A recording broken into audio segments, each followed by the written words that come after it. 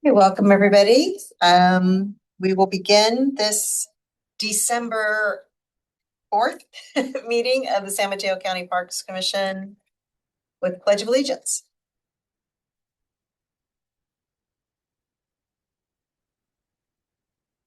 I pledge allegiance to the flag of the United States of America and to the republic for which it stands, one nation, under God, indivisible, with liberty and justice for all. Thank you. Tracy, can we start with roll call? Yes.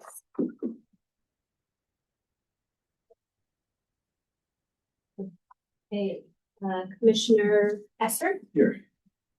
Chair Rodriguez Here. and Commissioner Mateo. Presente. Okay. Thank you very much. Let's move on to item 3, public comment.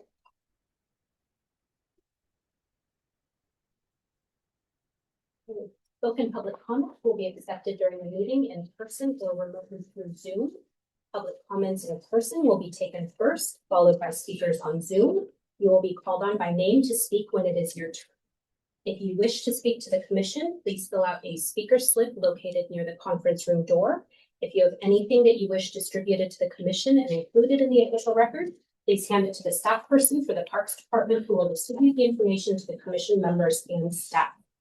For speakers on Zoom, please use the raise hand function to indicate you would like to speak for an item. When the chair calls on public comment, click on raise hand. Speakers will be notified shortly before they are called to speak. You will be provided ability to unmute your microphone and begin speaking. Public comment is limited to 2 minutes.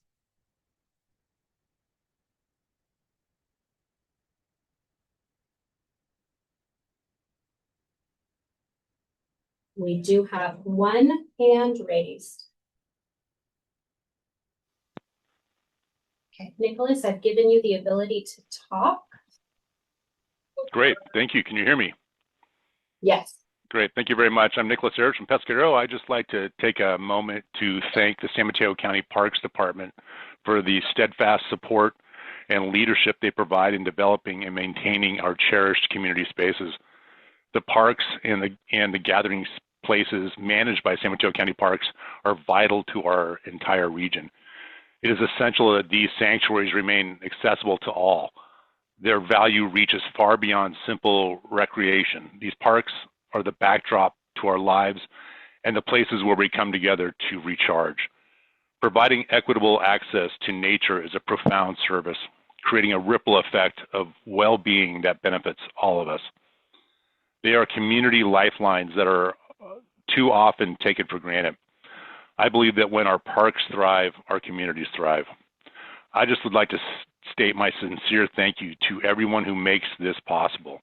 To Director Calderon, his entire dedicated staff, and the commissioners who generously donate their time and skills to ensure these parks remain such a precious asset to our community. Thank you all very much. Appreciate it. Thank you very much.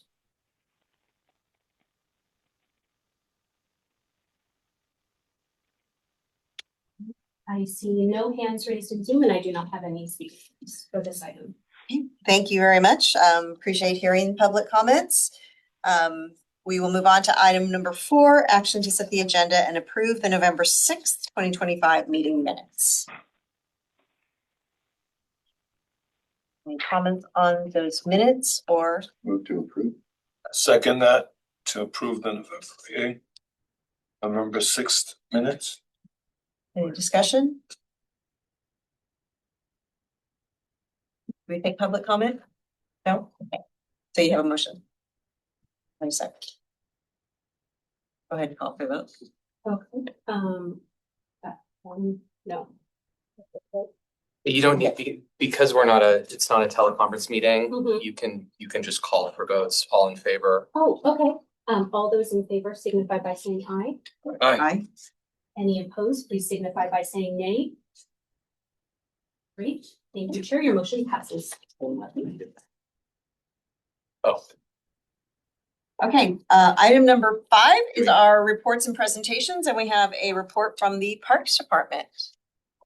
Yeah, so just a couple updates for the commission.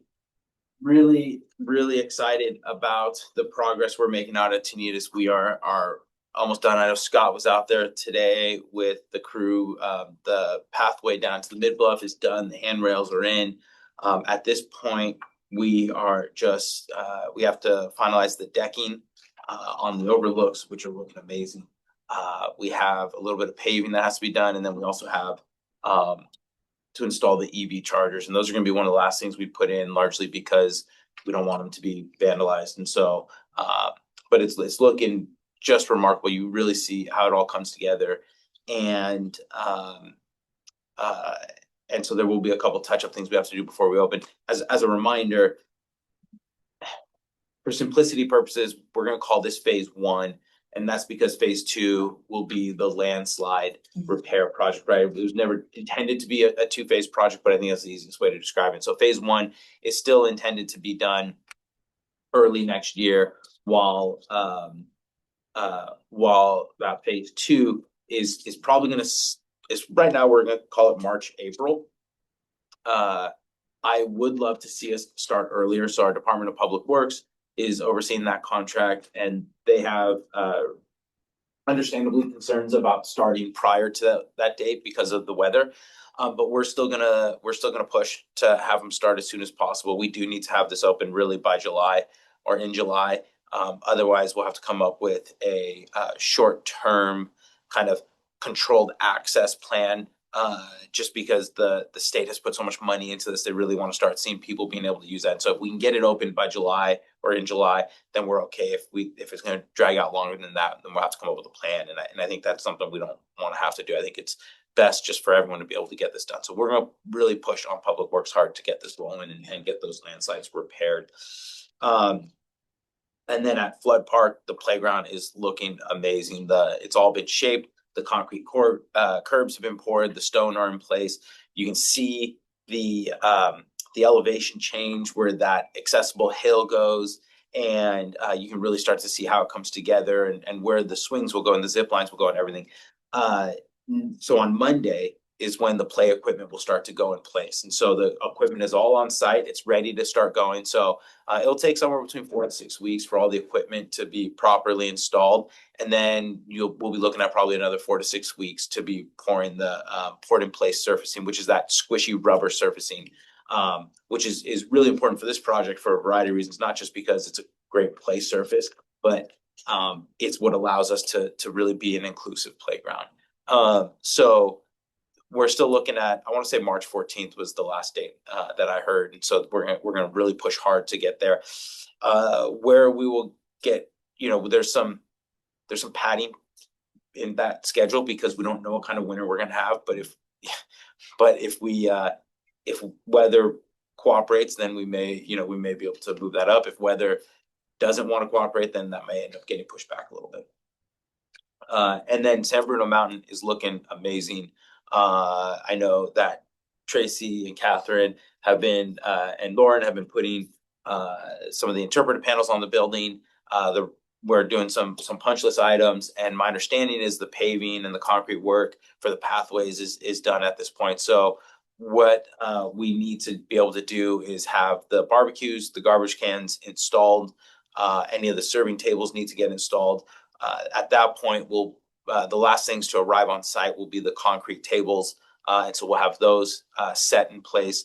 We did opt recently to go with concrete tables instead of some of those more traditional tables like what you saw at, say, Flood Park. It's going to allow us to really maintain the quality better. We'll be able to power wash it in that wet environment up at the mountain. We just think it's going to be a better fit. And then we're going to be hydro seeding that hill. So you'll recall when we went out for that commission, there was that big lawn area that just looked like not a lawn. And so we'll be hydro seeding that. And I know Scott's been working with Evan, our natural resource manager, to find the right seed mix for that. And so that'll be hydro seeded, and we should be ready to go with an opening early next year.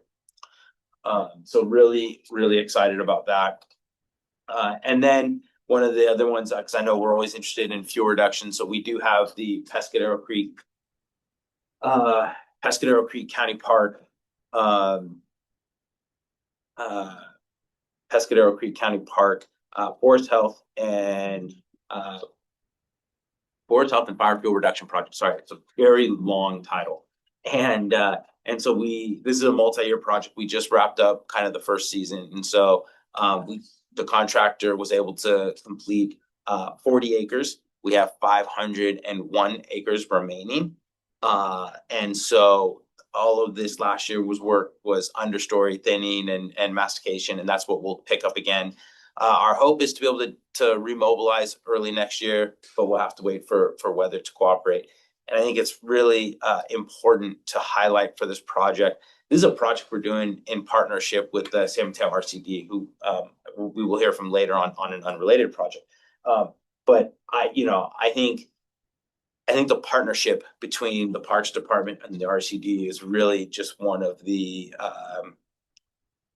most special partnerships we have because of what it produces for our parklands and for the public.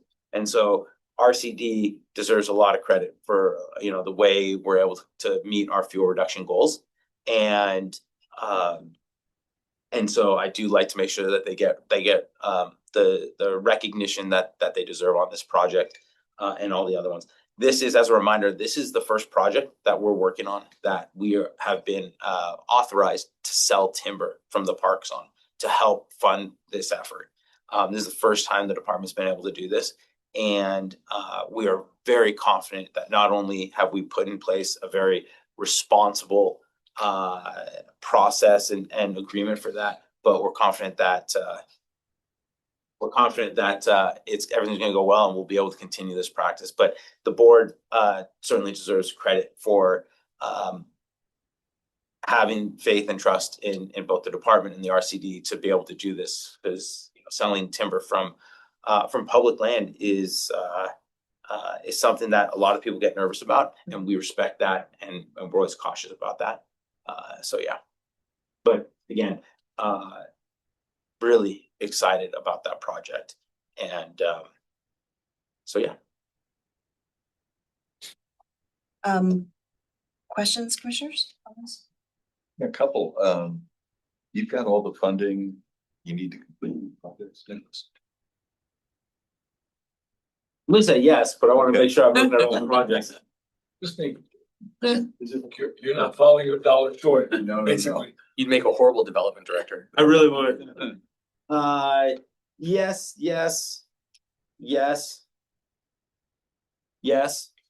Okay. Yeah, we have all the funding necessary, and I really want to give credit to Mike Callaghy and the board. Tunitas has been really just a beast of a project, and they have made sure that we have the financial resources necessary to complete that project.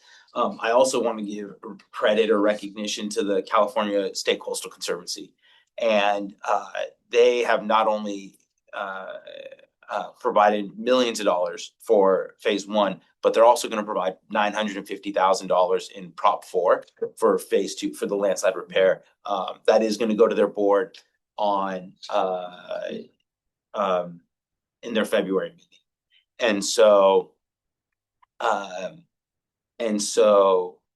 without the support and the financial contributions of the board and the county executive, and without the California Coastal Conservancy stepping in and providing the financial support that they have, I don't think we would be saying, yes, we have all the resources we need. Okay. And then on the Quarry Park hydro seeding, is that going to require additional watering, or is that the sort of thing you can spread out, pretty much let rain keep it green and prospering? Or Yeah, that's so you mean San Bruno Mountain? San Bruno Mountain. Yeah, San Bruno Mountain. Scott, I think you've probably had more conversations on the hydro seeding than I. I'm not sure. It's more of a natural seed blend to match what is on the mountain. And actually, they're going to be putting it down Wednesday and Thursday. And I think there's enough moisture in the ground right now after that first rain that we had. I think it's going to take just fine. I mean, it doesn't require. Yeah, I mean, we may have to monitor it, but we'll know soon. Okay. I think we're still clear for another week, no rain, so we'll get it in place. A little bit of rain will help. Sounds good. All right, thanks. That's all I have. I'm checking.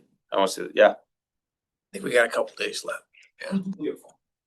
Yeah. So, and I think the other recognition is Measure K. You know, Measure K is what makes all of it possible. And so we're excited to be able to create these projects that give the public a clear understanding of what their taxpayers dollars are going to. Thanks. Could you remind me again on the Pescadero Creek Forest Health Project? How many years is that? Are we doing that? How many years do we have to take care of 500 acres? I'm going to defer to the RCD when they're on. I want to say we have, we're planning 3 or 4 years for that, and there's both treatment and then some retreatment in that schedule.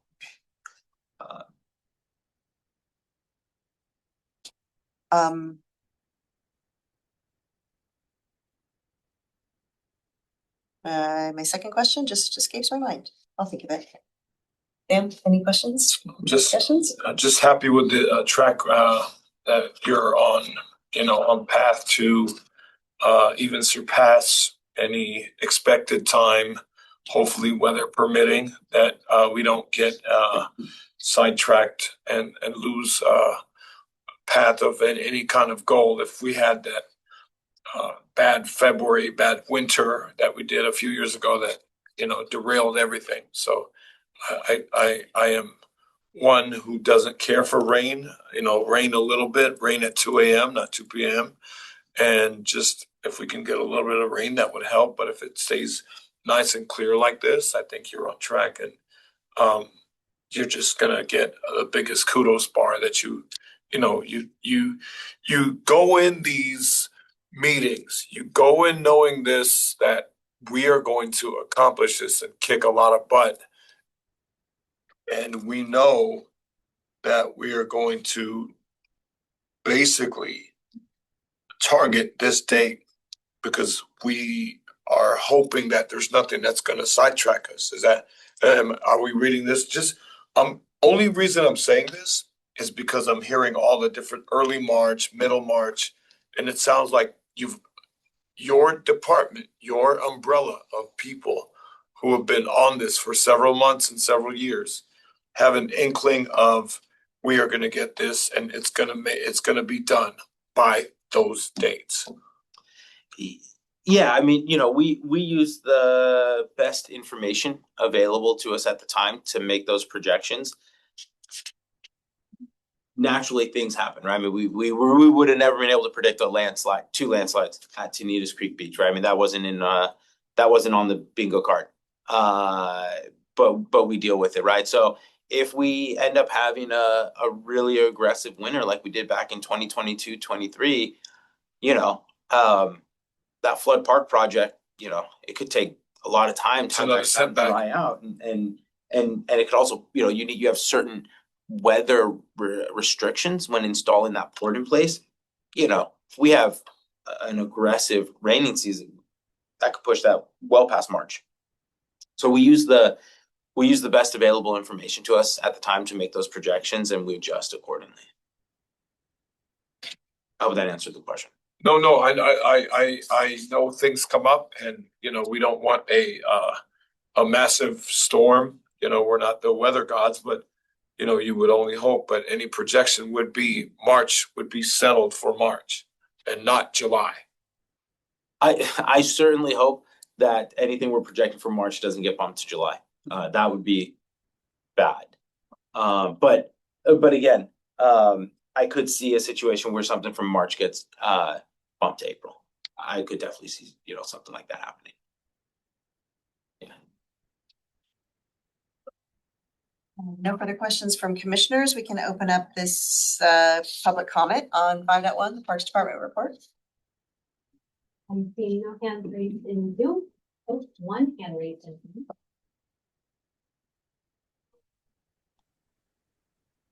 Elias, you are now unmuted. And this is Kelix Nelson, Executive Director for the RCD, and she's going to give you all the accurate information on the Pescadero Creek Forest Health and Fuel Reduction Project. I don't have a lot of information. I just wanted to answer your question about when it's going to wrap up. It should wrap up by the end of 27. Okay, so 2 more years You're gonna So three total, yeah. three-year total, Yeah. yeah, but you got another 500 acres to go through, and I'm just trying to get an idea of like how fast you're moving through Right. and will it continue to require a lot of trail closures, or have the bulk of the work around the trails been completed? So I'd have to go look at what we're gonna end up planning for 2026. But a lot of the work is actually on the interior of the park, which will help avoid those facilities. Thank you, Alex. Any other public comment? I'm seeing no other public comment, no hands raised in Zoom, no speakers to this item. Great. Okay, then let's move on to our regular agenda and item 6.1, which is the San Bruno Mountain Watch presentation, as they are one of our recipients of the Fish and Game Propagation Fund 2024 grants. Ariel, I promoted you to a panelist. Thank you so much. Good afternoon, everyone. It's a really great honor to be here with you. And thank you for inviting me to present at this meeting of the Parks Commission. I'm really excited to share about our project that we're working on and also about San Bruno Mountain. So I'm going to go ahead and share my presentation now. And I've just sent a request for sharing, and let me know in a moment if you're able to see my slides.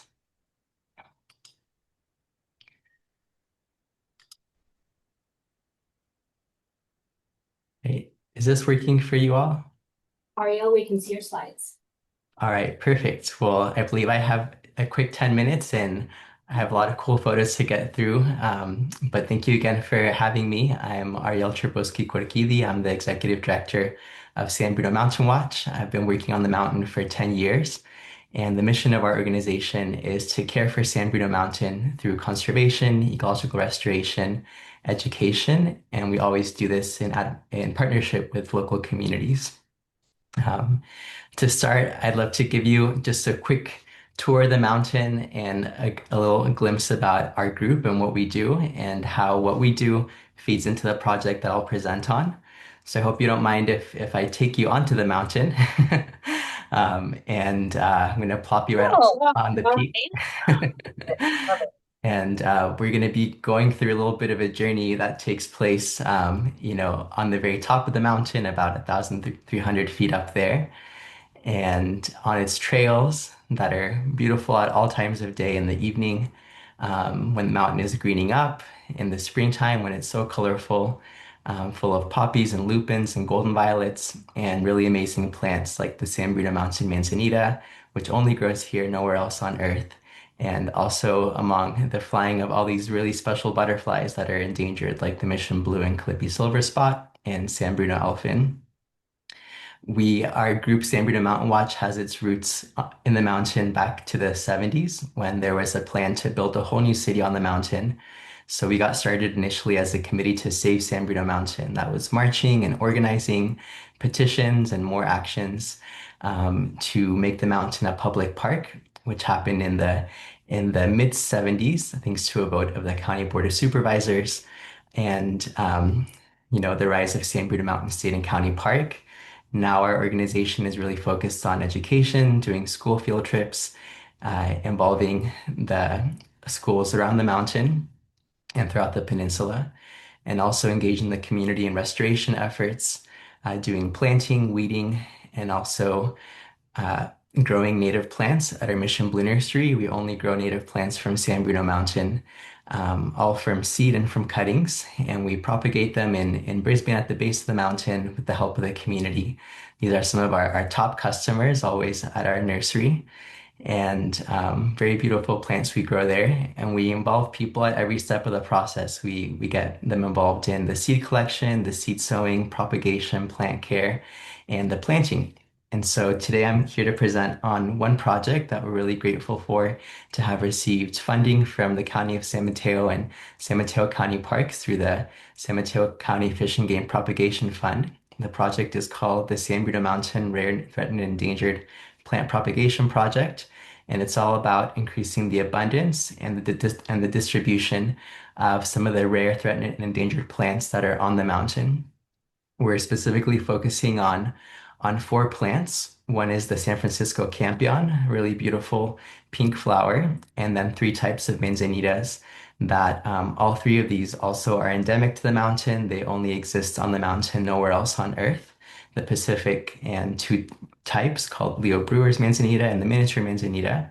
And we're aiming to do all of this project as we always do with the help of local community and in partnership with the county parks, natural resource staff, the rangers, and other community members and scientists. So I'll tell you a bit about one of the component of the project about the SF Campion. Our goal initially was to establish a seed source of this plant, in a sense, to farm the seed. This plant had been thought to be gone from the mountain, and it was actually rediscovered in 2016 by Mark Sustrich on the left there. He found it, and he's one of our nursery volunteers. From that plant that he found almost 10 years ago, we got about 20 to 40 seeds. And in 2020, started growing those year after year, collecting more seeds from the ones in our nursery until we got to the point where we are now. So we were trying to get about 201-gallon pots to collect seed from those. We produced over 400, which means we got a ton of seed, yet to be weighed, but so much that we're confident it's over our 20,000 seed goal. We were aiming to produce 500 plants to plant out this year, and our propagation went so well, we have nearly 2,000, about 1,800 seedlings that are ready for planting. Planting actually on Saturday. So if any of you would like to join us Saturday at 9:30, it'll be our first planting day, and we'd love to see you there. So I'll give you some photos of this process, some of the folks that were really key in finding this plant and studying it, including Doug Alshouse and David Nelson, the authors of the San Bruno Mountain Flora, Crystal Niederer from Creekside Science, and Lek Namovich, and also all the county natural resource staff, starting with the first natural resource manager, Ramona Arechiga, and then Hannah Ormshaw, Evan Cole, and the park rangers as well, Priscilla and John, who have supported this project. Once we got the seeds, this is what they look like at our nursery. In our seed farming tables, we grow them in gallons, and you can see how abundant and vigorous they get at the nursery. And those are some of our volunteers who collect, these thousands of seeds. From those seeds, we sow them, get a lot of these lovely seedlings coming up, and then our volunteers are there every Wednesday helping us pot up these plants until we have, like I mentioned, 2,000 plants ready to go. This is our planting site for this Saturday on the very top of the mountain.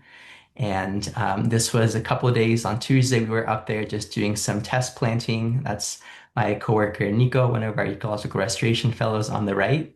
And as we were just planting a couple of plants to get a feel for the soil there, one of our nursery volunteers, Kim Payne, happened to be hiking by. So it was great to get a photo of her and the very first Salini plant that's been planted back on the mountain. From just a few plants, now we have thousands ready to spread. So that's about the SF Campion, one half of the project. It's going really well. The next part of the project was all about the manzanitas. We were aiming to take cuttings of those three, the Pacific, Leo Brewers, and the miniature, grow those cuttings, and then replant them on the mountain. This is the miniature manzanita, only grows in two locations up on San Bruno Mountain. Really special, tiny leaves, almost spoon-shaped. Very cute plant. And this is Doug and Dave. They were able to show us the location of these plants with them, and also with coworkers, Aspen and Lucy. We went up there, got some cuttings, and have been growing those at the nursery. Those are still in the process of rooting and growing. They won't be ready for planting this winter. And so that'll be the next step of this project. But with that, those are the two main components that were part of this rare plant propagation project. It's been a really beautiful project with so many people contributing. So just want to thank you all again for supporting this effort, and just in general for all the ways that the San Mateo County Parks support San Bruno Mountain Watch and all of our projects. We're really lucky to work in this county and work together to care for such a special place like San Bruno Mountain. Um, this is the project budget that was in the application.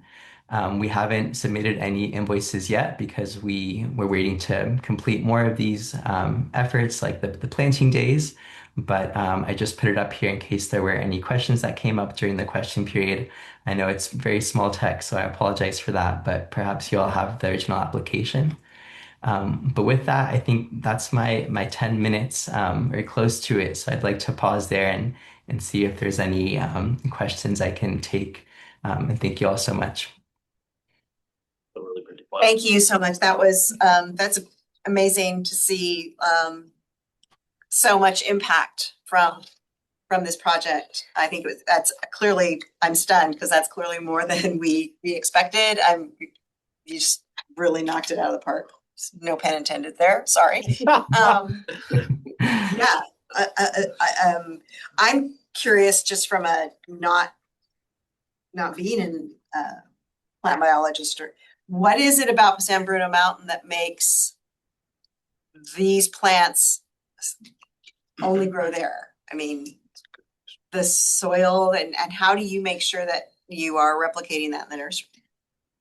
Yeah, so I can talk about that a little bit with the example of the manzanitas.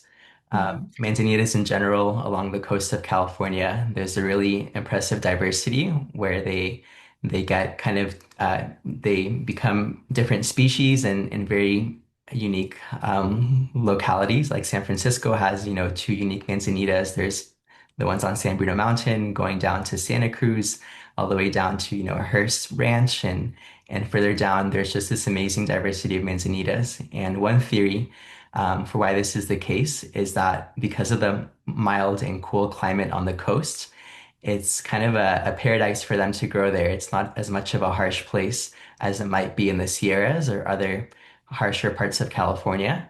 And because of that, when the plants are able to speciate or kind of evolve in different ways, they don't face as many consequences where their different ways that they evolve might die out. I thought that the coast is such like a pleasant and mild environment that they're able to kind of branch out along their evolutionary chain and still thrive. So that's Manzanitas in general along the coast, but there's such amazing diversity. And on San Bruno Mountain, I think similar, it's, has a very unique climate. It's very foggy in certain times of year. These manzanitas grow just on the ridge of the mountain and on the western end. And so they really do well in that type of climate. And I think the mountain is in some ways kind of isolated, both now in the sense because it's so urban, but I think also when these plants were evolving on that part of the mountain, it's kind of landform that just rises up above the valleys around it. And so that could be another way that they have evolved in a unique way there.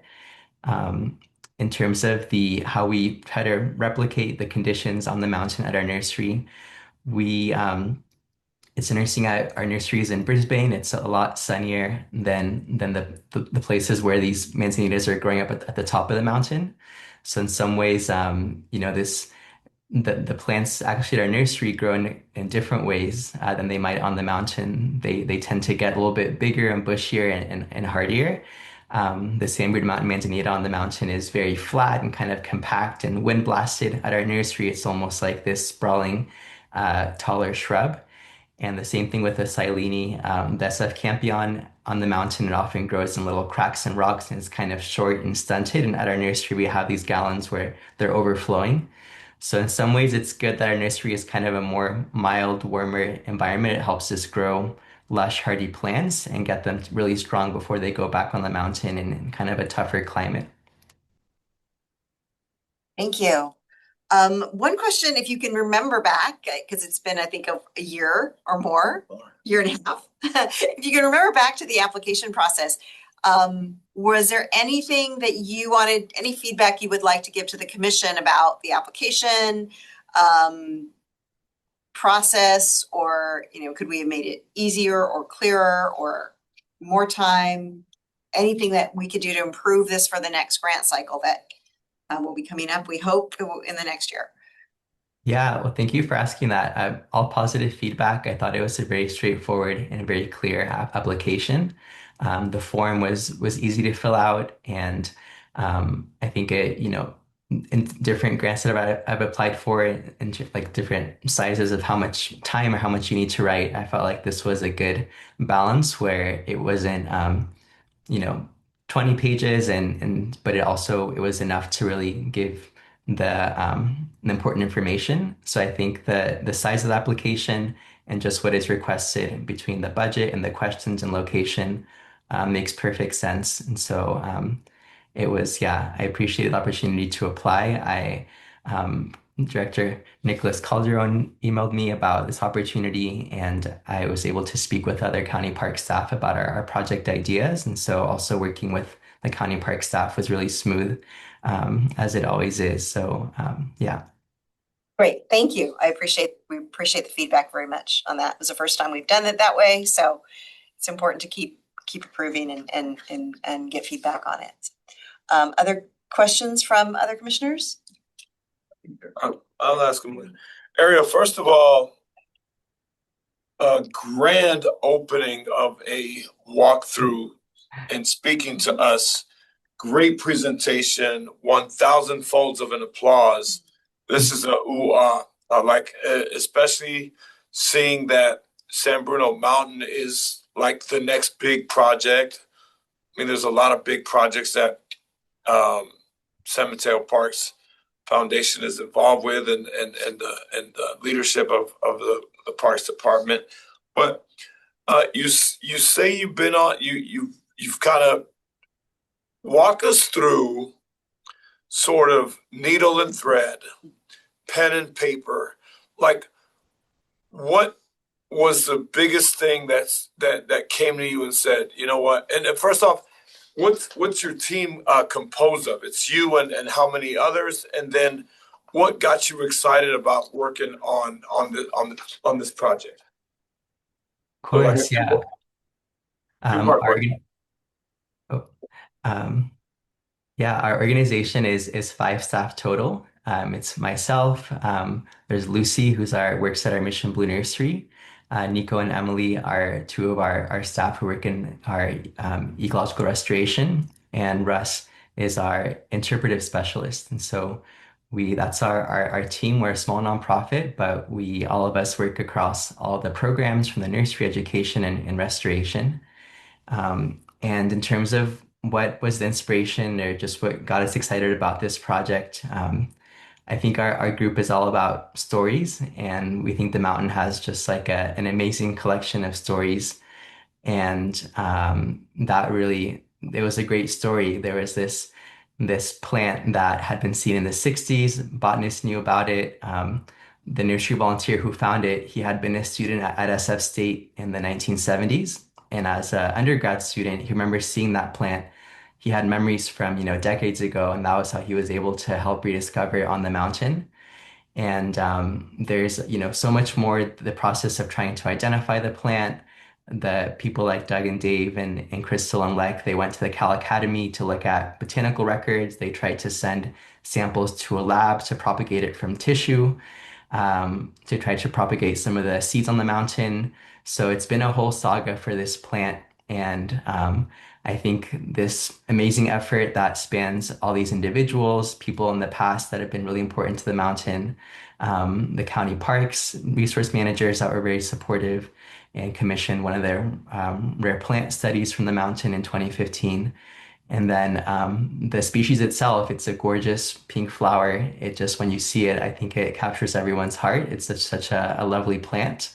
And being able to take a few seeds, there's actually this plant Silene, it's in the genus, it's considered to be the plant that has been propagated from the oldest seed ever found. There is a different species of this plant, I believe found somewhere in the Middle East, that was over 30,000 years old. And scientists found it and were able to grow a plant from this species.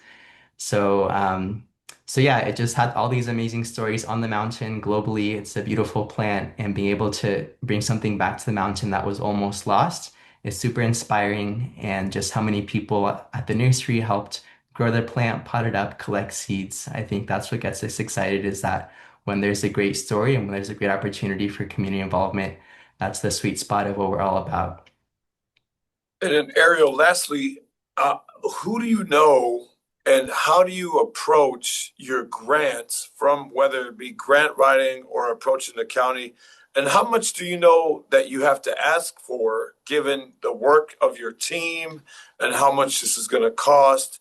And who do you have to tackle in regards to what steps do I have to take where I know I'm getting the right monetary value for our work, and then how much this is going to cost? Yeah, the first part in terms of how we find out about these grants, I think a whole mix. Sometimes people contact us and tell us about these opportunities like the county parks did or other foundations.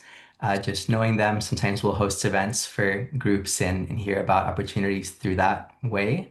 Other ways, I'll just look, do online searches and learn about foundations around the Bay Area that have focus areas that overlap with what we do and see if they have upcoming applications. Um, and then in terms of how we figure out our budget, the example of this grant, the amount we received from the Fish and Game Propagation Fund is super generous, and it was one part of a larger project budget. So we are providing matching funding ourselves from our other sources of revenue. Everything from plant sales or donations are also going to support this project. And so I think our process is to estimate staff time is often the biggest expense for these projects. And so all the staff time that goes into an effort like this, from hosting a volunteer event, the setup and cleanup, the propagation and care of the plants, hosting nursery events, all that goes into doing seed collecting, doing this work.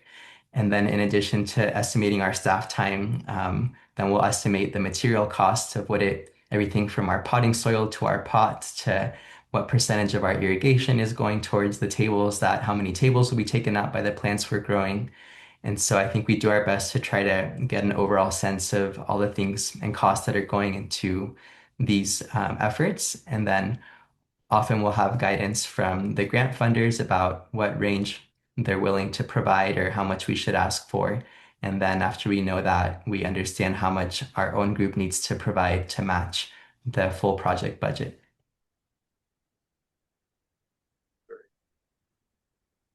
Thank you very much. Thank you, Ariel. Thank you all. Other questions from public or staff?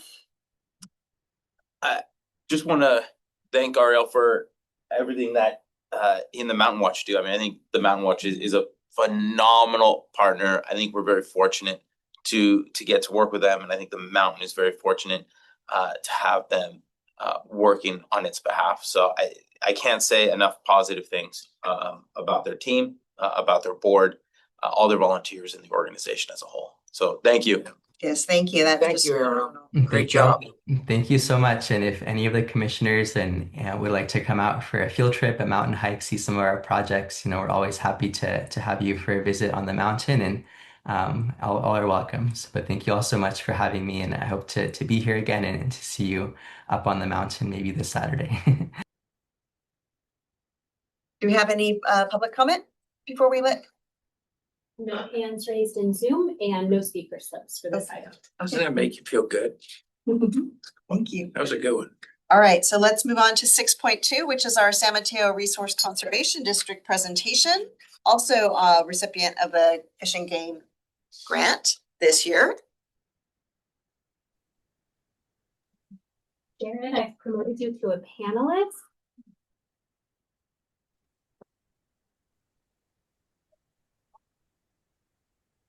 I think I did the right thing there. It said to Yeah. join as a panelist. All right, perfect. I see Kellex is also off mute, so I'll go ahead and share my screen. Oh, yeah, am I off mute? Can you hear me? Yes. We can hear each other. Oh, okay, great. Thanks, Jen. I'll just before that, I just wanted to join for a moment, say hello. It's great to see you all, and thank Ariel also for that great presentation. I love that mountain, and I always love hearing you talk about it, and we love working on that mountain alongside you guys whenever we're invited. I wanted to join today just for a moment. I know that some of you are more and some are less familiar with what the Resource Conservation District is. And so I just thought I'd give a moment about that before Jared talks about this particular project. The RCD, as many know us, is a special district. So we're a local public agency that works primarily in the western half of the county, though some of our projects are countywide. And we really enjoy partnering with county parks in a large variety of ways, from things having to do with habitat restoration or water quality or forest management and wildfire mitigation or permitting. Really just a wide variety of things. And we've partnered with county parks in very diverse ways for decades now. And we enjoy basically augmenting your capacity as you augment ours, in the ways that we partner together and form sort of institutional memory for each other and leverage each other's funding and that sort of thing. So it's been a great partnership. I'm happy to be here today. Thanks for having us, and I will pass it over to you, Jared. I just want to make sure folks can see the presentation before I begin. Yes. Yes. All righty. Well, thank you all for having us here. Again, my name is Jared Fisher. I'm the Director of Water Resource Programs here at the San Mateo RCD. Going to be talking today about Memorial Park salmon monitoring and the monitoring station that was installed back in 2023. Using, well, it was installed in 2023, but there are components that were updated since then, using the 2024 Fish and Game Propagation Fund grant. And let's see, why is this not advancing? There we go.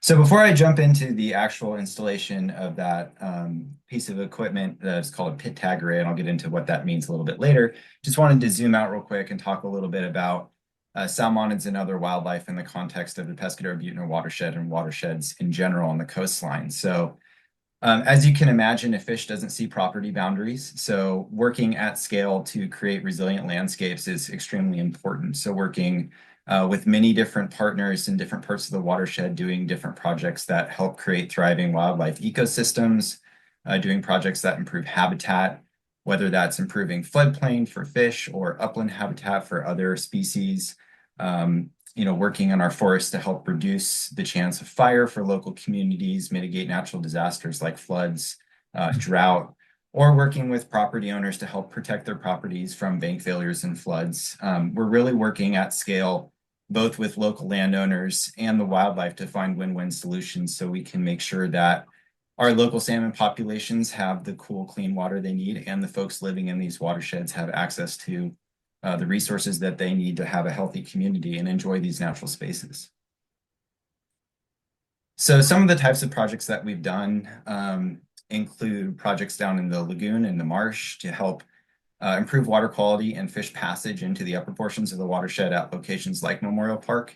And like I said before, you can really think of local creeks as kind of highways for fish, right? They're migration corridors. So it's really important that from the ocean to the upper portions of the watershed, that these creeks are healthy and able to support those fish. Up in places like Memorial Park, we're also doing projects where we're helping improve forest health, which was talked about earlier in this meeting. Things like field breaks or ladder field reduction to help improve forest health, as well as working with county parks in Memorial Park and other places to do things like improve fish passage and also domestic water supply, creating more water security, and finding, again, those win-win solutions to leave more cool, clean water in stream for fish, particularly during times of drought. Along that vein, obviously water is a big commodity, especially on the coast side, where a lot of folks also take surface water for drinking water and for agriculture, and that same water needs to be in stream for the benefit of fisheries. So projects that we can do that take advantage of water when it's plentiful during the winter and store it so it can be used during the summer. We've done those projects with county parks and many others and agricultural water users, and doing projects like floodplain restoration where fish have places to go forage for food, where they have places to, escape high flows as they're moving up and down these creeks. And then also doing things like monitoring overall water quality, how much sediment's moving through the system or different types of bacteria. So we do all of these things to look at the ecosystem kind of holistically to identify opportunities for restoration projects. Another obvious restoration type of project that we've worked on in Memorial County Park that directly benefits fisheries and salmonids in particular is removal of barriers. So this dam here was in Memorial County Park not that long ago. The picture on the top obviously shows the dam, and then afterwards is after it was removed. And this opened up many, many miles of stream for fish to be able to access just absolute amazing habitat in the upper reaches of Pescadero Creek. So in partnership with county parks, we've been able to not just install this monitoring station, but also work in that same park to help improve fish passage, water quality, forest health, and many other types of projects. One of those other types of projects is the installation of large woody debris. So as you can imagine, creeks that are complex and have different types of kind of messiness in them are more hospitable to fish. They like places where they can duck under cover, pools where bugs like to rest and they can get big and fat and happy, as well as during storm events, places where they can take shelter as they're making their way up and down these stream corridors. So large woody debris is really an important part of the overall habitat for salmonids. And it's an interesting story for coho, which is the picture on the bottom left, and steelhead, which is the picture on the top left. Coho are an endangered species. They and steelhead were in the Pescadero-Butno watershed back in the late 1800s and early 1900s in the tens of thousands. Up until recently, coho have not been in the Pescadero-Butno watershed. At least they hadn't been seen in a long time. Steelhead are there, but in far reduced numbers. So many of the efforts that we've been doing in partnership with parks and other partners have been to create conditions within the watershed where coho can once again be here and steelhead can thrive. And all of the efforts that our agencies have done together and all of our partners have led to NMFS, National Marine Fisheries Service, and NOAA re-releasing coho into this watershed. And they've been doing very, very well. And that ties into the monitoring station that I'm going to get to here in a second. But before I do, wanted to just play you a quick video of the salmon releases that are happening in the Pescadero-Butno watershed. And I can go ahead and start this over. And I don't think there's any sound that goes along with this video. So I'll just give you a couple interesting tidbits while it plays. Coho salmon in particular have a really interesting life cycle. Jared, it's not playing. I think you not? hit pause. Aha. There it goes. So they begin their life up in the upper reaches of the watershed in freshwater streams. They grow bigger and then they make their way down to the local estuary or lagoon and eventually make their way out to the ocean where they swim thousands and thousands of miles. And one of the most amazing things about these fish is they know how to make their way back after that epic journey to the same creek that they were born in. And typically they'll swim back up and then the next cycle begins with the new round of fish after they lay their eggs. As the salmon die, they also become a vital part of the ecosystem. They create nutrients for the forests. And it's really an indicator species that can kind of tell you how good or balanced an ecosystem is and how good the habitat is within that system. So the reintroduction of these species and the fact that they're here and doing well really points to all the work that the RCD, county parks, and others have been doing is making a huge difference in these species being able to thrive again in the Pescadero-Butno watershed and other watersheds that we are working in.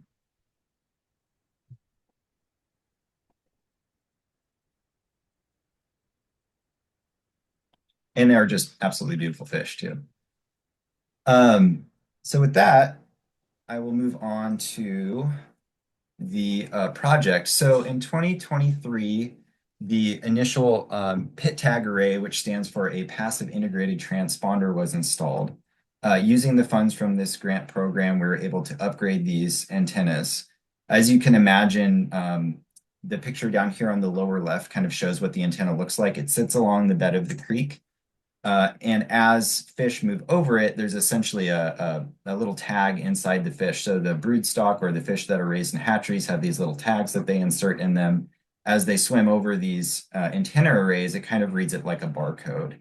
So we know which fish it is. It has its own unique identifier number. We can tell which direction they're moving, which helps us track migration and how many numbers of these different types of fish, both coho and steelhead, are moving throughout the system. We also, in the lower portions of the watershed, tag fish in the lagoon. So essentially casting out a large net, reeling them in, and then putting these little transponders in those fish that are born naturally within these streams. So we can tell for coho and steelhead what fish are moving up and down the watershed. This antenna is in the upper portions at Memorial Park.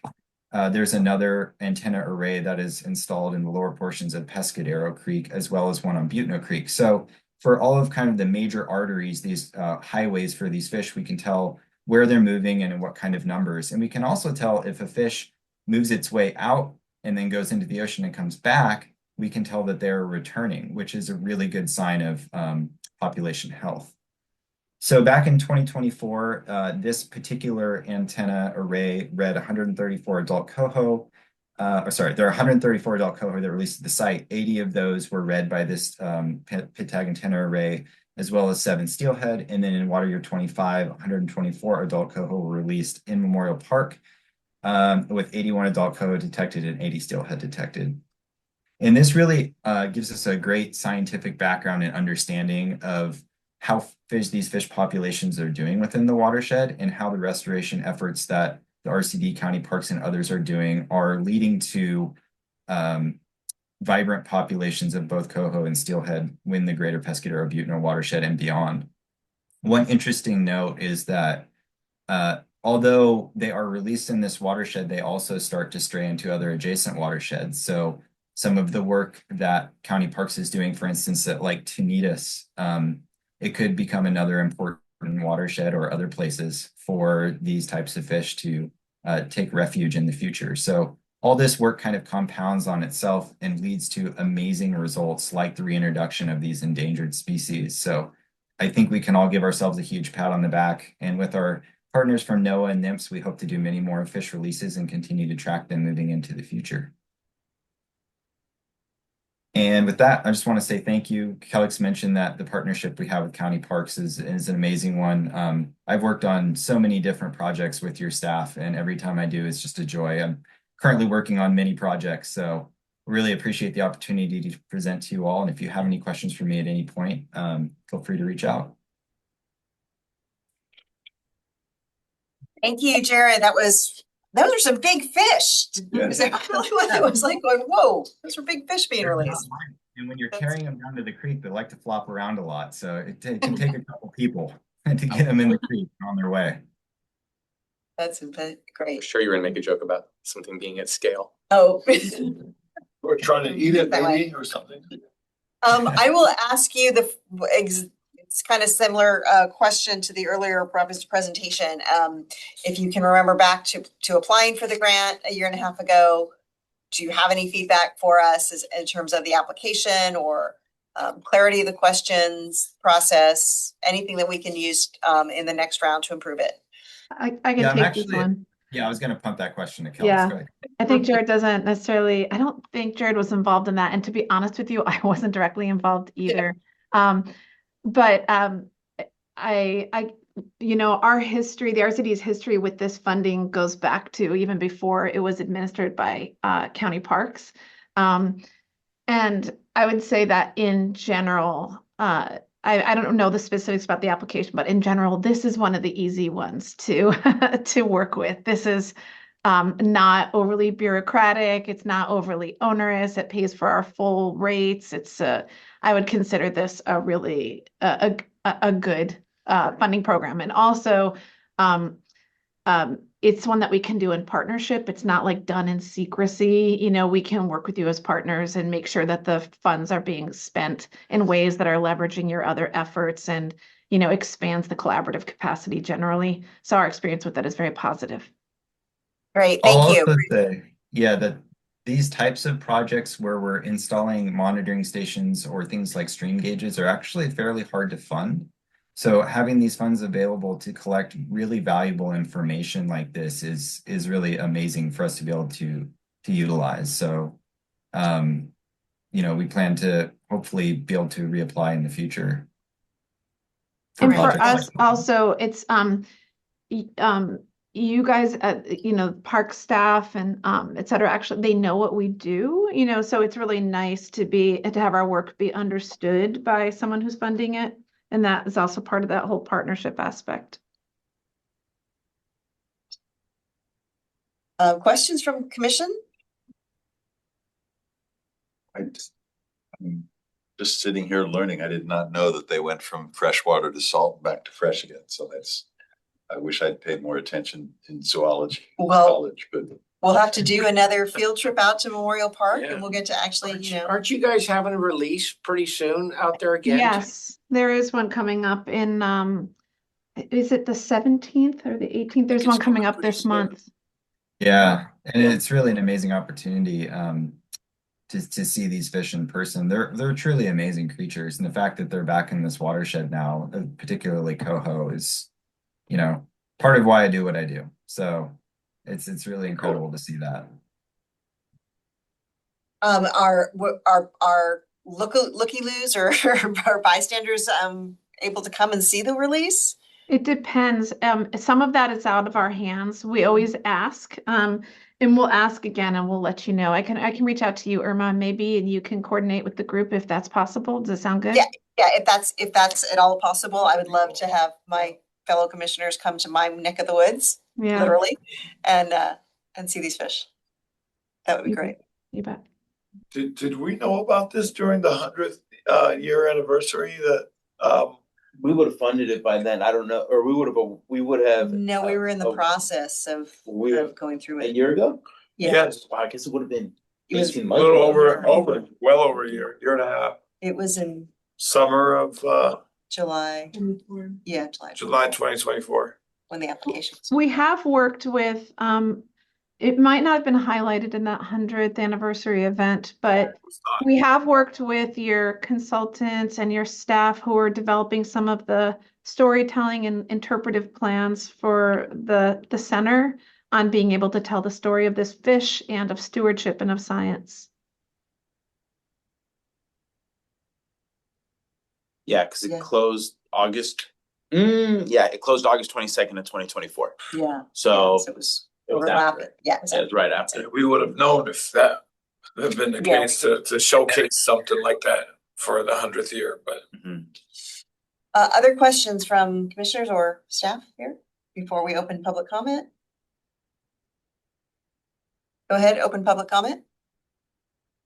Okay, I'm seeing no hands raised in Zoom, and we do not have any speaker slips. Okay, well, Kellex, Jared, thanks again for presenting. I mean, you. this is incredible work and we're really happy that we were able to contribute to this effort. It was Thank really you. exciting. We love working Yeah, with you thank guys. you Have a all. good evening. Thank you. Yeah, and thank you, Kellex. Thank you, Jared. Again, Absolutely. our relationship with the RCD is, as you can tell, contributes to more than fuel reduction. It goes, spins it all. So, and again, can't say enough positive things about the RCD and Kellex and the team she has. Absolutely. Thanks, Nicholas. Thank you. Thanks, Joel. Thank you so much. Thank for you. joining. Okay, let's move on to item 6.3. We're going to stay in the Pescadero area and talk about the Community Plaza project. Director Calvo. Or Yeah, and before we start, it is referred to as the Pescadero Community Space Project. It's a mouthful, so you're gonna hear me refer to it as the Plaza. I hope you all don't mind, but saying it over, I start fumbling over it after a certain point. So, and then, so I guess maybe Tracy, next slide really quick. Thank you. So back in 2022, under the leadership of former Supervisor Don Horsley, the county purchased the property, which is outlined in red on your screen. And the property was purchased with the intent of making it a community space in one way, shape, or form. And I think at one point there was a hope that maybe the county would transfer it to a community group. And I think over time we realized the better way of going about doing it was actually having a strong partnership between the community and the county. And so it was the Parks Department was asked to come in and lead this effort from the department side or from the county side. But one of the most unique elements is that there was already a steering committee that was formed.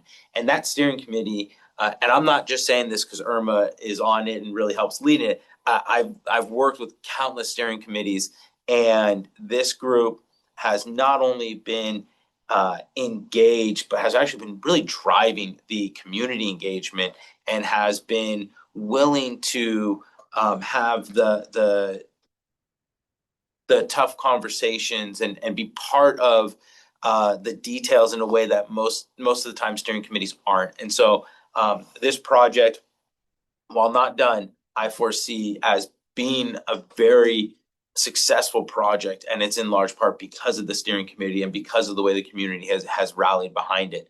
And so you'll see here, for anyone familiar with the town, the area highlighted or outlined in red is the property. The area outlined in green is actually part of the Pescadero Creek Road right-of-way.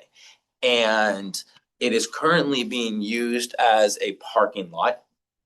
And so one of the reasons this property was so attractive to the county is because the county controls the right-of-way through our Department of Public Works. We now own the property in fee. And so it gives us the ability to blend the line between where the right-of-way stops and where our property starts. And so what we'll actually be doing is we've worked through a formal agreement with the Department of Public Works to have an encroachment permit.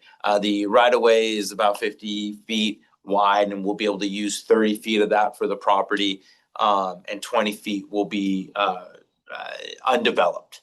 I believe the specific number is 56 feet, 36 feet will be for the property, and 20 will stay for right of way and any other future endeavor. We'll get into that one day. We won't talk about that today, but there are talks about a trail that will connect a lot of the key locations in the South Coast, and that trail really would be able to run through that 20-foot area.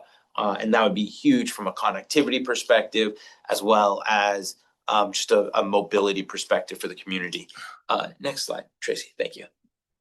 So we ran our first round of community engagement on this project back in summer of 2024, and we did a couple things. We attended we held two pop-ups at two community events. One was a Pescadero Farmers Market, and one was the Pescadero Art and Fun Festival. And so we had a pop-up tent.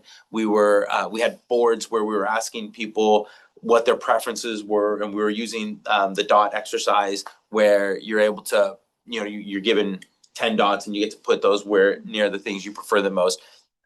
And then again, we held, for a while, it felt like weekly steering committees meetings. And then we also opened up an online survey. But one of the things we did that I was really proud of was we took time to actually meet with the immediate neighbors as well. And that's not something that's reflected in here. But I think these types of projects, one of the main measurements of success is how the immediate neighbors respond to it. I think that's one of the reasons why Flood Park has been a success. And I think it's one of the reasons why this is going to be successful as well, is because we took the time to meet with the neighbors, to hear them out, and to genuinely work to balance their concerns with the desires of the community. And I'll talk about that a little bit later. Next slide, please. And so when we were really engaging through the surveys and through our exercises, we asked a variety of questions. And one of them, which I think is always at the core of everything we do, is what is the experience people want? And as you can see, there was talk about wanting a place where you can just go and relax, and you can stop over, you can listen to live music, you can celebrate life events and get together with friends. One of the things that always stuck with me was when a member of the steering committee was talking about how we want a place where friends can meet up, but also people in the community who may not know each other can get to know each other there. And I think that was such an impactful statement, because I think it does speak to the Pescadero community as a whole. And so having a place where that can happen, but also a place where kids can play. right? And that's a need in the community that is lacking right now, that I think there's an opportunity to fill that gap. Next slide, please.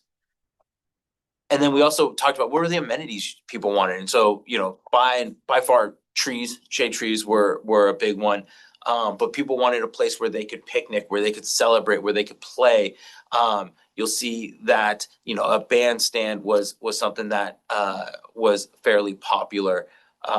But again, in all, really, when you look at what the most popular features or amenities were, it all speaks to that, having a place where you can go, you can congregate, you can celebrate, and you can be together as a community. Next slide, please. And so then the last thing, which is, I think one of the fun ones, not that they're not all fun, but really one of the cool elements is like, what is that feel you want to have, right? So we talked about the experience, we talked about the amenities. What is the feel when you walk on it? And I think it was very clear. People wanted a coastal, natural feel, which should not be a surprise to anyone. I mean, that is the DNA of Pescadero, and so we were not surprised by that. And so, using all of this information, what we did was we developed 3 project alternatives, or 3 project concepts: an A, a B, and a C. Tracy, if you wouldn't mind. Thank you so much. And so one of the things you'll notice is that the experience you can have at all 3 options is going to be the same. The types of amenities are the same. It's really that flow and character and feel of the property that is different. I probably should have also said, from day one, what I was told was Pescadero needed parking, garbage, and restrooms, and everything else would have to be built around that. But parking, garbage, and restrooms. And I don't think I attended a steering committee meeting for the first year where I wasn't told, don't forget parking, garbage, and restrooms. And so this is concept A. You'll see you have parking on the upper side, on the frontage area along Pescadero Creek Road. You also have parking on what is the western edge of the property. And then you have this big round area that's for picnic sites. You also have your restrooms that are kind of core to the property there, and then a play area. One other thing you'll notice on all the concepts on the southern side, where you see that bright green line, what that signifies is some type of planting or hedge, something that's going to serve as a barrier between the house that's there and the property. And this was a big deal for the property owner there and the residents there, wanting to have some type of like divider, right? And so we wanted to make sure that we were respectful of that. And so here we have a little bit more parking. And so that means you have a little bit less green space, but you still have all the same play amenities that people were asking for. And then also you see these red squares at the top. And what those represent is, if this space was to be used as a farmer's market, how would you make that work? And this was something that came up early and often, was the community of Pescadero stopped having its farmer's market, I think last year, if I recall correctly. Yeah. And shortly after, I think we ended up collecting the feedback. And so there's a strong desire to be able to bring that back. And where is that going to be? And so in each of these, you'll see these red squares that show how you could set up a farmer's market. Thanks, Tracy. And so this is concept B. And here it's a little bit more, it's less parking and more amenities. So you can see you still have an area for a play space. You have a picnic area. You have your restrooms. And again, at the top there along on the north side, you see these red squares where you'd be able to set up tents for a farmer's market. One of the interesting things here is you also have this kind of central promenade, recognizing that intersection right there of Stage Road and Pescadero Creek Road is kind of where everything comes through there, right? And so for those of you not, maybe familiar with it, kitty corner from that is Duart's. Across the street, you have the post office, where all locals go through the post office. And then, of course, you have, dare I say, the county's best tacos on the other kitty corner from the post office and across the street from the property. But you can see you still have that same play experience, a little bit less parking, which means a little bit more space for picnic tables. And in this one, what you're able to do is actually separate out those picnic sites. So you have one closer to Pescadero Creek Road and one more towards the property. Just offering more of that type of amenity. And then in our third concept, what you see is a lot more parking.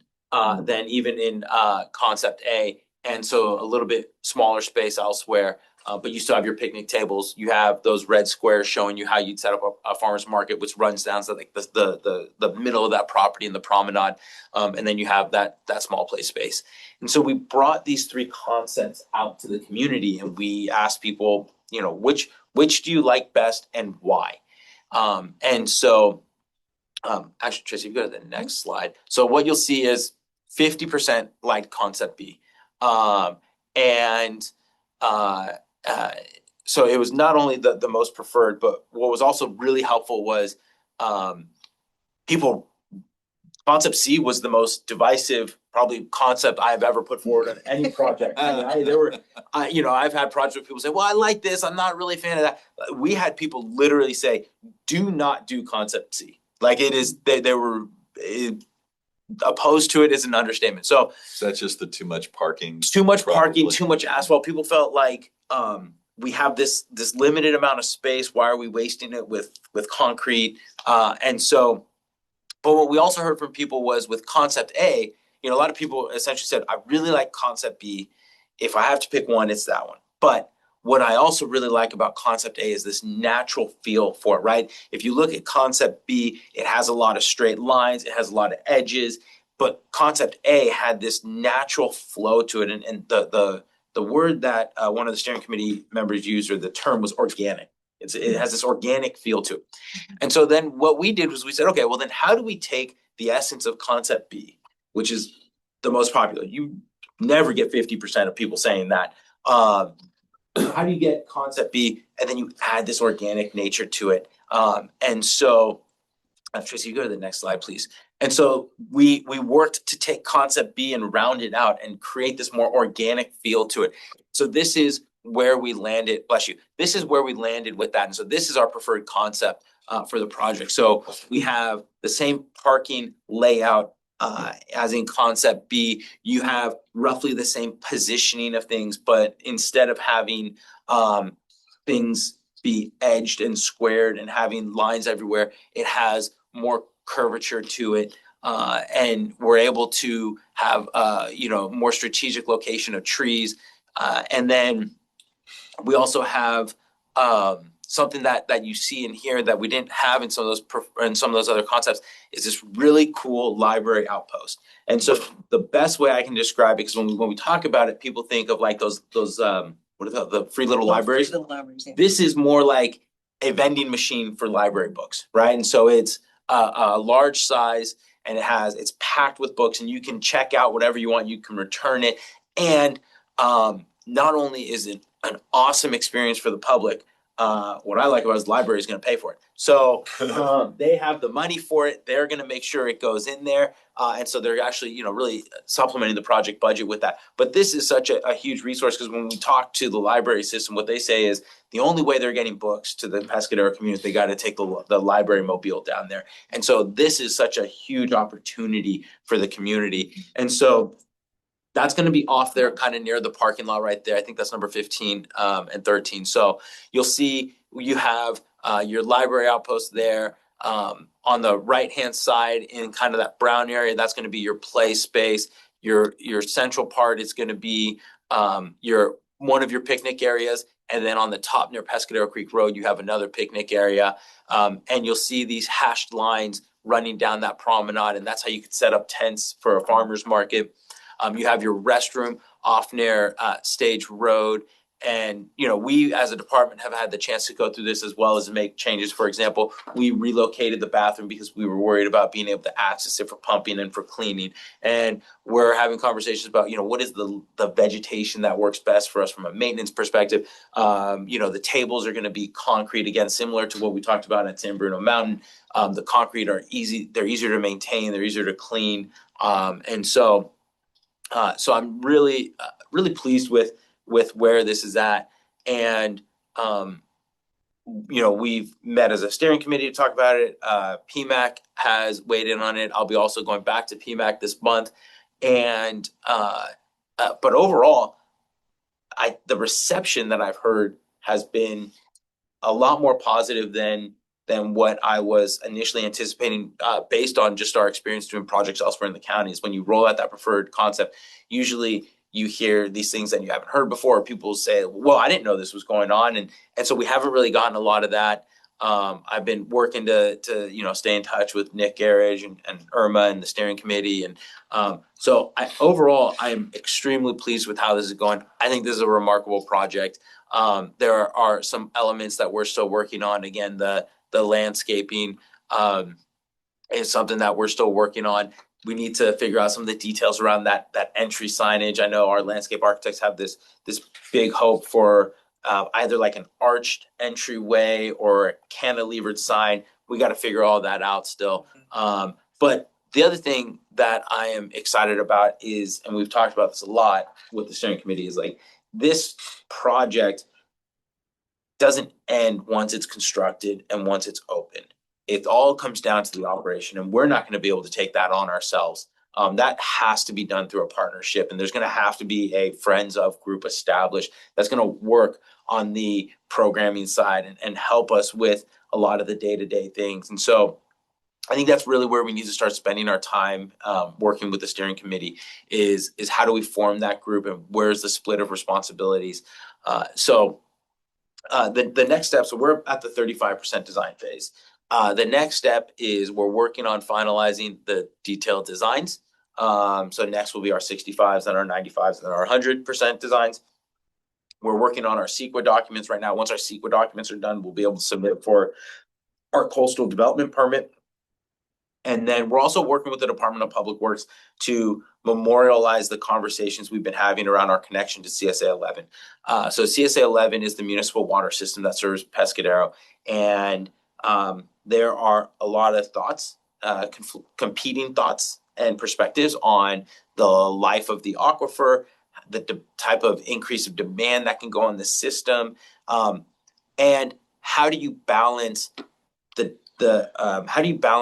how you tax the system with allowing Pescadero to actually be vibrant and be revitalized, which is what the community wants. And so I've been working with Public Works to draft a memo on that to make sure that we have access to the water as necessary so that we can bring this critically needed amenity to the community. And so those are kind of the remaining next steps. We do have until mid-2027 to finish this project. And so what we'll be doing is we'll be bringing on a consultant who will help us with the design review and taking it out to bid, preparing the bid documents, taking it out. So CPM will be doing that. They're the same firm who's helped us with the Memorial Park restrooms, San Bruno Mountain restroom, Flood Park, Memorial sewer system, Coyote Point. So they've done a lot of work for us, and I would say they have this down kind of to a science at this point. Yep. And more importantly, we know how to work with them. They know how to work with us, right? And I think that that's really important on a project like this where the budget is tight. But we also need to be able to get this project rolling, and I think they're the right firm for that. So I'm waiting for the engineer's estimate, as well as a revised schedule based on where we are. But we're in this weird period for this project where we're working on the detailed designs and we're working on the CEQA documents and we're going to be working on our coastal development permit, which means there's not a lot of engagement going on right now. There's not a lot of new images to show to the community. And I know that that's always tough, but as I've stated before, right now we just ask for maximum patience as we work through what seems like this stalled period. But what it really is a lot of the regulatory process and the design and so on. So that's where we are at this project. Again, couldn't be happier with how the process went. Couldn't be more thankful for the partners at the steering committee. Couldn't be more excited about how the community's received this, unless Irma's about to say that the community hates and wish list that I'm put my foot in my mouth. But I haven't heard anything, and typically people in Pescadero are not shy of calling me. I was on the phone with one of them the other night driving home. So, usually they're happy to tell me what they think. But I'm gonna stop there and hand it over to Irma for anything that maybe I missed. No, I thank you for really, bringing this to the rest of the commission. Obviously, it's been near and dear to my heart for the past 4 years since we began. The one thing I would say is, again, what everyone else has said is that it's been amazing to work with the Parks Department staff. We literally, as a community, just said, here's our wish list. And if you look at that concept, we got pretty much everything that we could, we wanted. And it is a very small space, but it's a very vital space. And for those of you who aren't real familiar with my town, we have no public bathrooms. So that's why every meeting was, and there's going to be public bathrooms. That was one of the key drivers for the whole project. But the other part was that for as much open space as we have around us, we don't have a community space. And for as many people who live on big parcels, we have a lot of people who don't have places to have birthday parties and gatherings. So having something in the heart of town that keeps drawing us together was really important. And that's what this project achieves. So we're really excited. We know that we've still got a long way to go. We will keep working to keep the vision in front of everyone and, get it over the finish line, definitely. And probably the last thing, and I was thinking about this actually as I was reviewing this and getting it ready for today, is I do think we, and by we I mean I, and hopefully you and Nick will join me, should sit down with the immediate neighbors and review this with them and talk it through. And I think a lot of the concerns they have are going to be addressed through how it's programmed. Right. The live music, for example, is something that I know people are concerned about. But I don't think it's really the live music. I think it's the amplified music, right? And so how do we work through these to make sure that we start structuring a program list around that? And I did leave out probably the most important thing, especially right now, which is we are making sure that there's going to be space for the holiday tree, which gets brought in every year. And so I know that was a big thing as well. So again, questions from anyone else? Commission staff? A bunch, if I Yeah, could. okay, Yeah. sure. How big is the parcel? 0.66. It's like 2/3 of an acre. And I think you get a little bit more when you start adding in the right of way, but it's less than 1 acre. And can you tell me what the price of buying the parcel? 900,000 and change. It was maybe 973. Yes, yeah, that sounds about right. Close to $1 million. Yeah, it was just under $1 million. And that came from The county. And now who's gonna pay for all the development? We've got the property now where. I thought you were paying for it. No, I was thinking. no, that's a great question. We have a $2 million grant from Assemblyman Berman, who secured the earmark for us in a previous budget year, and we've worked with the. I don't know how Assemblyman Berman pulled this off, but quite literally in a matter of 2 weeks, got a last minute addition to last year's budget bill to have the grant deadline extended to mid-2027. So when this is done, really, Assemblyman Berman deserves so much credit for making this happen, because without the initial grant and then the extension, none of this would have been possible. So the 2 million includes the 973 or the 2 million? Separate. Oh, wow. Okay. So the county did the 973 and Berman came through with 2 million. Yeah. Reason I ask is I would love to see something like this in North Fair Oaks, especially the northern part of the community. Revitalized our business district in a sense with the Middlefield Road Improvement Project. But we don't have a space like this up north. We have some pocket parks in the southern part of the community, but really nothing like this up there. I don't know if we could find 0.66 of an acre or something like that. It seems like you need something at least of that size to make it viable and inviting, but just a place to go. You've probably got, if we found the right place, you've probably got 7,500 people that live within a half mile of it. So the idea is exciting. The making it happen would be a challenge, but I'd be more than happy to let Supervisor Gaucher know that this came up and just let her know that this is something the commission received this update and is interested to see what's going on. She asked for a wish list from the members of the North Fair Oaks Community Council this year. And we've got issues like parking and things like that that aren't, you think this is difficult to solve or Bill. Yeah. working in North Fair Oaks mess, but one of the things I put on there was, gosh, wouldn't it be nice to have kind of this meeting space for the functions you've defined for the Pescadero thing somewhere in North Fair Oaks. So yeah, that would be really exciting. Great. That's all I had. I was leading you into kind of getting the details and then hitting you with the hammer. Well, and I'm getting soft. I used to pick up on those sooner. No, thank you. That's just amazing. It looks really, really great. Yeah, we're pretty excited as far as, again, just the lot has been empty for decades. I think See, that's the cool part about it, because when I think about it in the context of North Fair Oaks, I don't know where we put it. It would be buying like an old warehouse or something like that.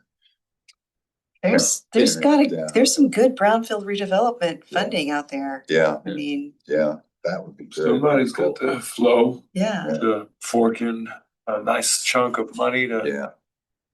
It's interesting. Okay. Well, thank you very much. Questions from the commission? Questions from staff? Public comment? No hands raised in Zoom and no speaker slips. Okay, well, thank you.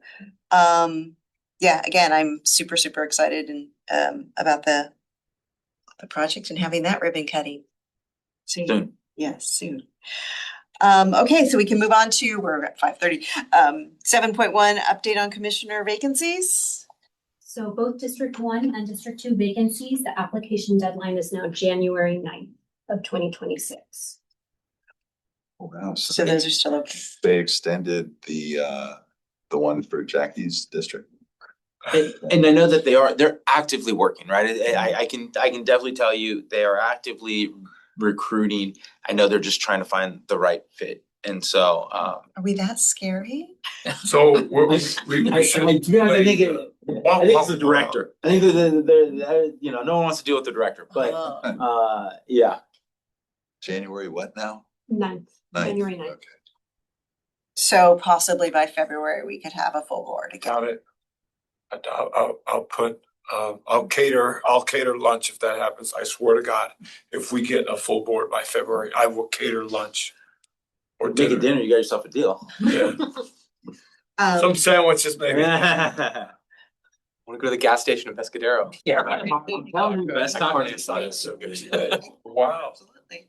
Don't they got the artichoke garlic bread? Oh, that's down the street. That's our Yeah. jellies. Yeah. It's orange. That's great too. The question I have there around that is just that, okay, so normally we would do elections in January. So what is the process if we don't have a full board? Do we just continue to defer it? You certainly can. I think that a couple of years ago, that's what the commission did. Yeah. The basically took action to sort of continue on with the current setup until such time as more as the new commissioners were appointed. I know that the bylaws do contemplate that that's something that happens on an annual basis, but I think you do have some. That's why I think in the past you've taken action on that item. It probably would be appropriate to put an agenda item on the agenda at the January meeting. Okay. To at least sort of make a decision about what your commission wants to do, whether you want to just take action or whether you want to continue. That's sort of at your decision to make.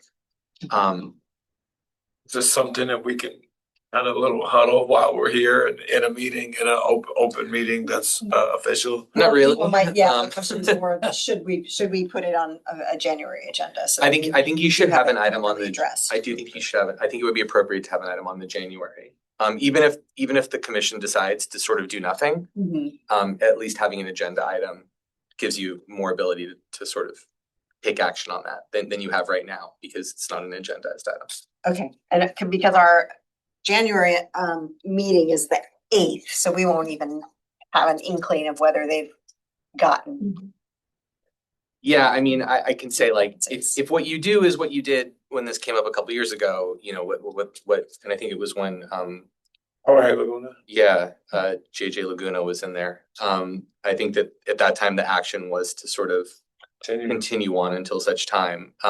That obviously would depend in part on whether you would be interested in continuing on. So maybe that's something to think about between now and January, and then we can have a more, I don't know, open conversation about it, because Okay. we can't really get into it too much right now. Right. Okay, Fair enough. thank you. Okay, any other questions on 7.1 comments? Look, we've kind of played Scrappy-Doo all year long with what we have. And if one commissioner's out, one commissioner's traveling, one commissioner is taking care of a parent or parents, or has to do something with their kids in school, if that applies, or we're out of the country or we're away, zap, no meeting. It's been nearly all year long. And it's been not a struggle. It's been a challenge. And you know what? I gotta praise to Irma, to staff, to reminders and reminders and reminders. Are you, to Tracy and Hannah when, before she went on leave, reiterating, will you be here? Will you be here? Will you be here? Because a lot of us do something outside of here, and a lot of us are actually, we're committed. But maybe there's that drop of Visine, of droplet that's not committal, and you're out of a meeting next month, the following month. So you're maybe no meetings for several months because you have no, and I'm not pointing at, I'm not playing the blame game. I'm not pointing any fingers. It's a little upsetting and a little frustrating why the two supervisors haven't selected someone 6 months later and we're carrying into year 2026. I'm a little upset about it, but you know what? We're great with what we have. I'm grateful that we have Irma as a chair. I'm very happy that we have Commissioner Esser that joined us and has committed. And, I'm going into year 10 as a commissioner. So I've, withstood a lot and I've seen a lot. And I'm still happy to be on this commission. I just wish we had another person because some hiccups come up and then, no meeting. I'll just I'll say maybe two things real quick. One is, again, I think and I know this has come up before, which was the sort of the cadence of the meetings. Obviously you used to meet every other month. And so I don't know if that's the kind of thing that impacts whether people are applying. The other thing is, and the one that is probably more interesting to you, I believe that there's a new law that goes into effect that related to the Brown Act, which is going to authorize certain public bodies, and I think it might apply to the Parks Commission, to have virtual meetings. Has that gone through? Because I know it was kicked around. It has to go, it works, it comes through the Board of Supervisors. Actually, I know it came up at the board meeting yesterday because they were talking about the committee that's going to be advising the Board of Supervisors on amendments to the county charter, and being able to avail itself of that. So that's something we can look into. But I think to the extent that there might be more opportunities for the commission to meet virtually, that might, going forward might impact the applicant pool. And certainly for people who are traveling far distances, I know that you two fall into that category. Yeah. I mean, if there was ever such a category for Commissioner of the Year or Commission of the Year, I like all fingers point this way. For a amazing job for keeping us three and keeping the body and staff. Like I can't stress enough how impeccable it's been for 6 months. I agree. I have to say, I really appreciate Tracy's support and Hannah before her as far as prepping agendas and meetings and that's what makes it work, really. Yeah, I'm concerned that it would be great to have a full board because I think we have more work to do that we haven't been able to get to, and that work that could be done in committees. We just don't have the bandwidth, and that's why I wouldn't be in favor of going to every other month meetings, because that's I still feel like we have work that we haven't addressed, and that would, give us even less time to talk about it. So let's just keep our fingers crossed and keep encouraging the other supervisors to hopefully fill those seats. Is there any conflicts that you both see right now for at least those first two meetings, which are January 8th and February 5th? That you No. can foresee? Okay, so we think we're okay there. And I think through the chair and through senior leadership on parks, if it were up to me and to put in any tabling on the floor, I would see no issue of you continuing on for the following year. That's just me. We'll make sure we can address that. Yeah, well, that's the January. Is our meeting time a problem for potential The candidates? 3:30, are they I- aware of that new that line item that we? I haven't had, I don't know if that's come up as an issue. I mean, it's now public. Yeah. Yeah. We'll have to speak to the offices to see if that, what are some of the themes that they're observing? Because obviously they've gone through a couple rounds of interviews. So let's see if we can figure out what It'd the be theme great is. to get the feedback Yeah. on that. I mean, as much as I hate the idea of suggesting evening meetings, I mean, if that really opens up the candidate pool, a lot of our boards and commissions do meet in the evening, Yeah, I know it makes it a longer day for you, but. and obviously, unless the Brown Act changes, it makes it a long ride and late at night, and raises all kinds of issues that way. But I wonder if that's part of the problem we're having recruiting people. Yeah, we can talk to the offices and find out. Yeah. I mean, I would assume if a board of supervisor approaches you, when now current president of the board, David Canepa, like if you want to talk about sharing experiences, I'm like, I'm all for it. Heck yeah, he approached me and I'm looking to fill boards and I've never left. Until he's termed out or until I say thank you and it's been great. I have a great time. I mean, I've learned so much in the time I've been on this board, and I'm still learning. Whether you're young or old or whatever the case may be, I would think if a applicant or maybe a supervisor in that district approaches someone that they know, young man, young lady, old man, someone established, they would get a kick out of it. That they actually got approached and the supervisor took the time and say, how would you like to be? And then they learn of the committing, of all the committals and what they have to, come once a month and, give up their one Thursday a month. Maybe that, I don't know. To your point, Pam, too, I don't know if we've done any outreach to Vetting the city, or the city park and rec committees in cities in the respectful neighborhoods and neighborhoods. I'd have to ask the office. Yeah. just a blast out from the supervisor's office to the members of the park and rec committee and over Yeah. at San Bruno Burlingame. Hey, we've got a district One and two. opening. Yeah. Would people sitting Step on up. those committees with some Yeah. park experience be interested in kind of taking it to the county level? Yeah. 'Cause those folks have a real good sense of obviously how parks work and recreation and things like that. So Yeah, sorry. if we had ideal candidates, they'd probably be in those groups. Yeah, you're right. Yeah, we can talk to the offices about that. And I do hate to rush, but I just want, it's 5:45. I know usually right around now, so the sheriff's office comes in and says. Yeah, so let's. They have those too, so. No hands raised in Zoom and no speakers. Okay. Item 8.1, any commissioner reports? Nothing from me. No. I have none. Okay, well, you heard mine. That was the great thing. Okay, and so we talked already about items for a future agenda. If any changes to that come to mind, you can always submit those. And there are no further comments on item 9. Future agenda? No hands raised in Zoom. No speakers. So, am I good? All right, then I move we adjourn. Beautiful. Thank you very much. Thank you. I do want everyone to have a wonderful and peaceful holiday season, however you may celebrate. It's absolutely.